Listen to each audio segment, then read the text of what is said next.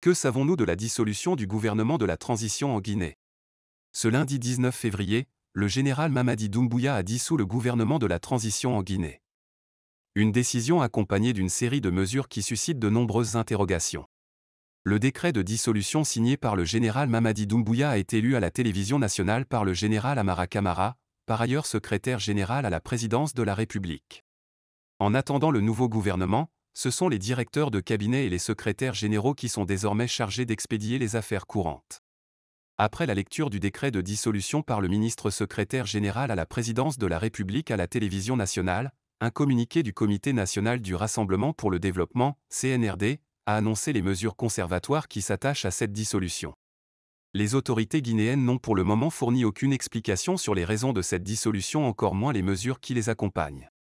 Quelles sont les mesures prises par le général Doumbouya? La dissolution du gouvernement de la transition est accompagnée de plusieurs mesures conservatoires. Restitution des véhicules de service et d'escorte des membres du gouvernement dissous au garage du gouvernement sans délai. Gel des comptes bancaires des ministres sortants. Restitution tous les documents de voyage au secrétariat général de la présidence. Remise des cachets aux intérimaires désignés. Démobilisation de tous les gardes-corps et aides de camp. Selon le général Amara Camara, secrétaire général à la présidence de la République, le haut commandement de la gendarmerie et le directeur général de la police nationale sont chargés de prendre toutes les dispositions pour mettre les tampons au niveau de tous les départements jusqu'à la prise en main totale des intérimaires. Les intérimaires sont conviés ce mardi 20 février à une réunion à la présidence de la République, a annoncé le chef d'état-major général des armées. Confiscation des passeports, du déjà-vu sous Doumbouya. Suite à son accession au pouvoir, le général Doumbouya, lieutenant-colonel à l'époque, avait sommé au ministre d'Alpha Condé de rendre leurs passeports ainsi que leurs véhicules de fonction lors d'une sorte de cérémonie d'allégeance.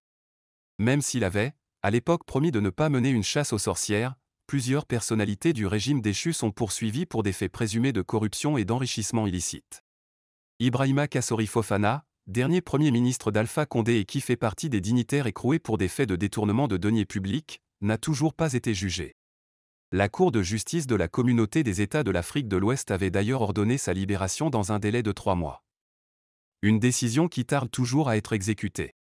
Les autorités guinéennes avaient également déclaré en 2022 qu'elles allaient poursuivre l'ancien président Alpha Condé pour meurtre et autres crimes commis pendant son mandat. La personnalisation de la vie politique est terminée. Nous allons mettre en place une transition transparente et inclusive, avait déclaré Doumbouya lors de son accession au pouvoir en septembre 2021. La Guinée est sous régime militaire depuis qu'une junte a pris le pouvoir lors d'un coup d'État en septembre 2021. Le principal bloc économique et politique de la région, la CEDEAO, a fait pression sur la junte pour qu'elle organise des élections et rétablisse un régime civil. Les deux parties se sont mises d'accord sur un calendrier de transition de 24 mois en octobre 2022. Il reste 10 mois à la junte pour organiser des élections et transférer le pouvoir aux civils, selon le calendrier convenu avec la CEDEAO.